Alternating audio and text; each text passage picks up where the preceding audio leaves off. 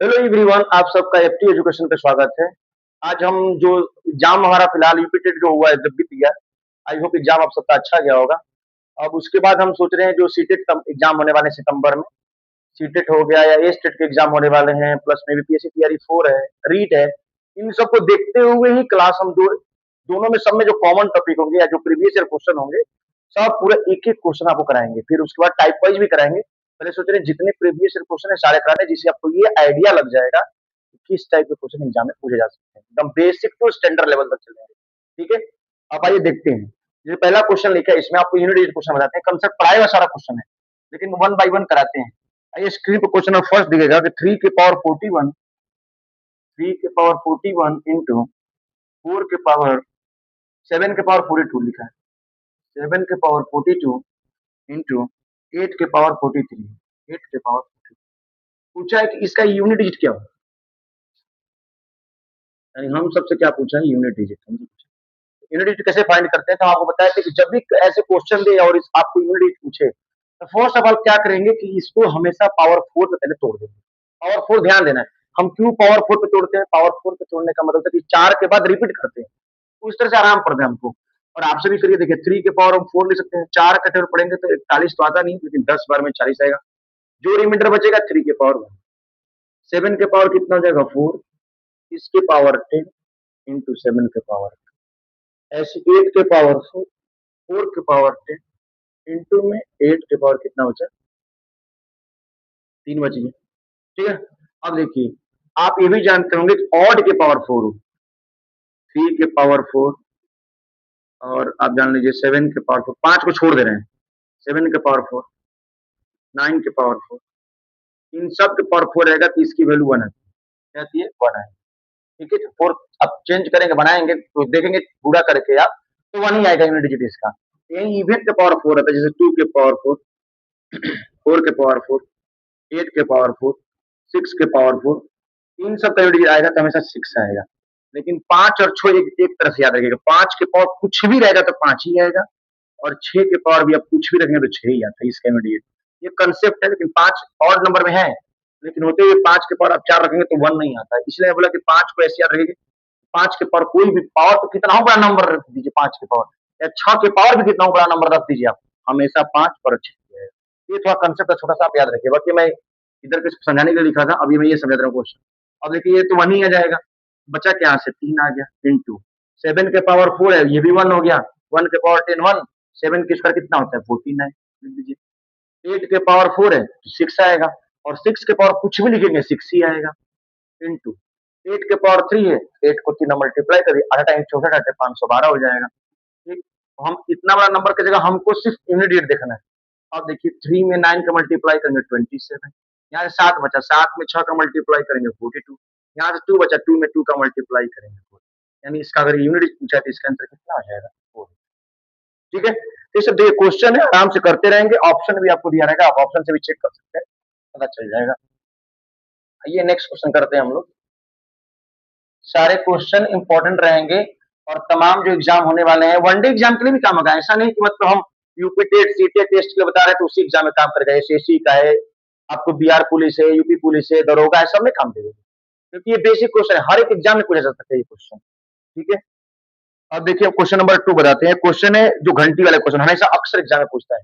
आप सब स्क्रीन पर देखिए, लिखा है 5 घंटियां क्रमशः 6 8 12 18 और 45, मतलब 5 घंटी है, पहला 6, दूसरा 8, तीसरा है 12, चौथा है 18 और पांचवा 45।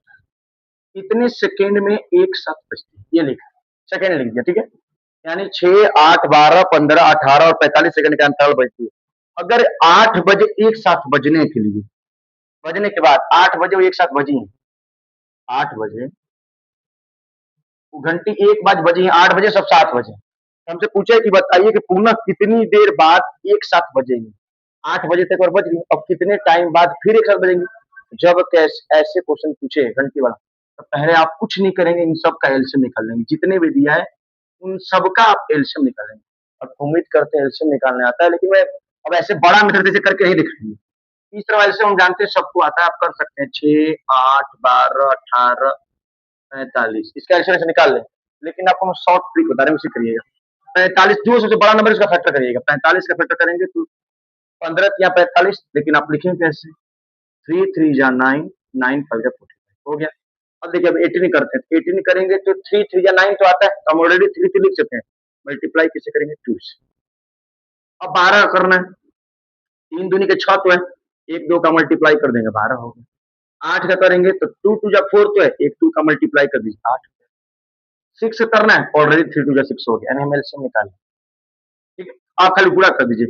5 दूनी 10 दूनी 20 दूनी 40 3 120 कितना जगह 12 3 36 360 सेकंड। हमसे पूछा कितने देर बाद, तो घड़ी में 360 सेकंड नहीं होता है, मिनट में बदल लीजिए। मिनट बदलेंगे, आप 60 से डिवाइड कर दीजिए, 60 से खड़े कितने बार में 6 बार, यानी 6 मिनट बाद एक बार फिर घड़ियां एक साथ बजी। हमारे क्वेश्चन का आंसर क्या हो जाएगा 6 मिनट। आइए नेक्स्ट क्वेश्चन स्क्रीन पे देखते हैं। क्वेश्चन नंबर नेक्स्ट, जो क्वेश्चन नेक्स्ट है दिया है अलजेब्रा क्वेश्चन है, पूछा है कि x plus Y plus Z बराबर 0 है। x plus Y plus Z बराबर 0 है, तो X cube plus Y cube plus Z cube की वैल्यू क्या? देखिए अब इसके लिए आपको फॉर्मूला करना चाहिए। अब अलजेब्रा क्वेश्चन है, या तो आपके पास दो ऑप्शन है, आप क्या कर सकते हैं कि अपने मन से एक्स वाई जेड की वैल्यू ऐसे सोचेंगे कि रखने पे 0 आ जाए, तो भी कर सकते हैं ऐसे। हम आपको एकदम फॉर्मूला बता रहे हैं पहले, आप ये फॉर्मूला अलजेब्रा का याद किए होंगे, X cube plus Y cube plus Z cube minus 3xyz बराबर होता है X plus Y plus Z, bracket के अंदर X square plus Y square plus Z square minus X Y minus Y Z minus Z, ये formula होता है। A plus B plus C, A cube plus B cube plus C cube minus 3bc बराबर, या आप X cube plus Y cube plus Z Q minus 3xyz बराबर बताएंगे तो ये फॉर्मूला होता है। लेकिन हमसे कंडीशन एक देख, अगर ये 0 हो जाएगा, इसमें कंडीशन आप ऐसे याद रख सकते हैं, इफ अगर x plus Y plus Z की वैल्यू 0 हो जाए, अगर ये पूरी वैल्यू 0 हो जाएगी तो सारे की सारी वैल्यू क्या हो जाएगी? 0 हो जाएगी। यानी यहाँ से अगर हम डायरेक्ट अगर X cube plus Y cube plus Z cube निकालना होगा तो इसका आंसर हो जाएगा 3xyz। हम आपको एक क्वेश्चन बताने के लिए कंसेप्ट चले आए, फॉर्मूला से कैसे बनता है समझिए। अब इसको बता देंगे आंसर। अब बताइए X cube plus Y cube plus Z cube क्या होता है? 3xyz होता है कि नहीं होता? अब समस्या है कि हमको निकालना क्या, X cube plus Y cube plus Z cube निकालना। X plus Y plus Z कितना है? 0। इसका आंसर ही हो गया 3xyz। मतलब आपसे चाहे ना चाहे फॉर्मूला पूछ दिया, अगर हम क्वेश्चन दिए होते हैं ऐसे सेट करके देते कि X plus Y plus Z जोड़ने पर 0 आ जाएगा, हम इसकी वैल्यू दिए होते और आराम से पूछे, खाली फॉर्मूला पूछा रख दिए 0 है, आप जबानी बता सकते थे। अगर फॉर्मूला याद होता तो with in second answer.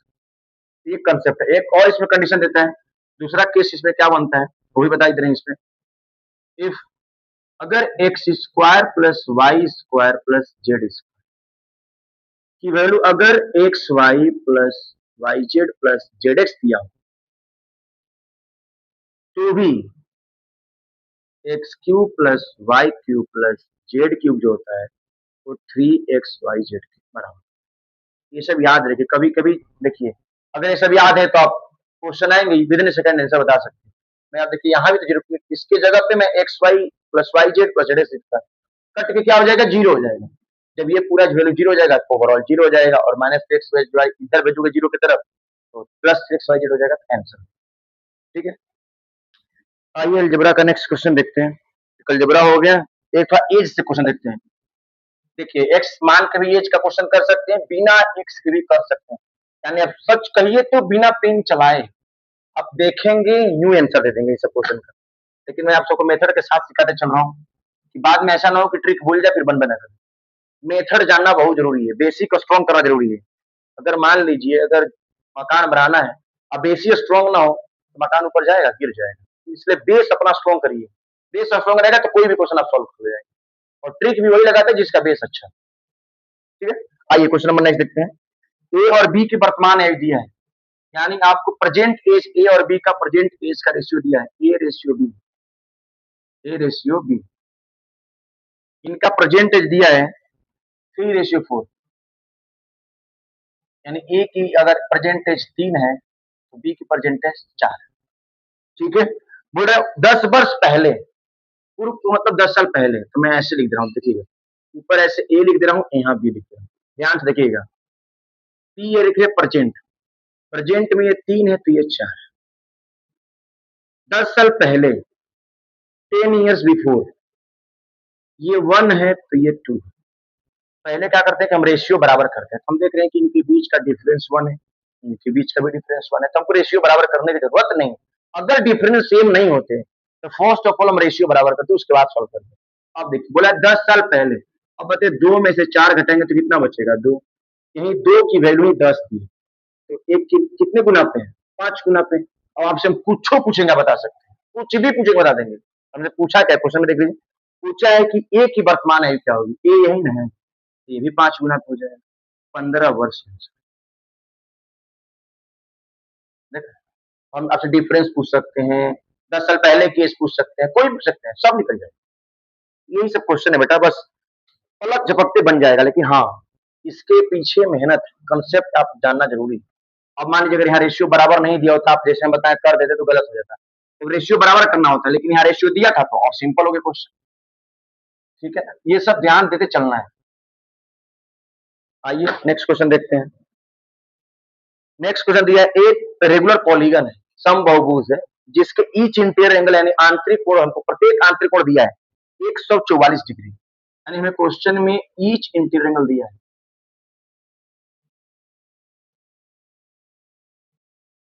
Each interior angle already मुझे गिवन है 144। अब देखिए अगर ईच इंटीरियर एंगल का फॉर्मूला अगर आपको याद हो, फॉर्मूला होता है n-2 इंटू 180 डिग्री अपॉन, यही क्वेश्चन हमको दिया है 144। बस सॉल्व कर दीजिए, 18 दाम 180, 18 8 24, 4 दूनी 8, 5 दूनी 10, multiply the cross multiply, 4n बराबर 5n-10। अगर इसको इधर भेजेंगे तो कितना हो जाएगा, माइनस n बराबर माइनस, कट गया, n की वैल्यू कितनी आ गई 10। हमसे पूछा था नंबर ऑफ साइड कितने, 10।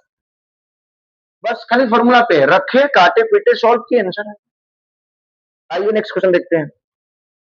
नेक्स्ट क्वेश्चन आपको डिस्काउंट का क्वेश्चन है, ये भी कई बार बता चुके हैं। फिर से देखिए, सक्सेसिव वाला क्वेश्चन है, सक्सेसिव डिस्काउंट। आप जाते हैं मॉल में, जाते हैं कपड़ा खरीदने जाते हैं, उससे आपको सक्सेसिव सक्सेसिव डिस्काउंट मिलता है, बाई 1 गेट 1 फ्री, या 10% 20% छूट ऐसे देता है क्वेश्चन। आपसे बोला कि 30%, 20% और 10% का मतलब सिंगल सिंगल डिस्काउंट क्या होगा, मतलब सक्सेसिव डिस्काउंट दिया हमको 30 20 10, यानी 30%, 20% और 10%। ठीक है, ये दिया है हमको, तीनों दिया है, इसका हमें सक्सेसिव डिस्काउंट निकालना है। अब यदि 3 को दिया तो हम एक साथ तो नहीं लिख सकते हैं, हम करेंगे कैसे, आपको फॉर्मूला बताए थे, x plus Y minus X बटे 100%, यही हमारा सक्सेसिव निकालना है।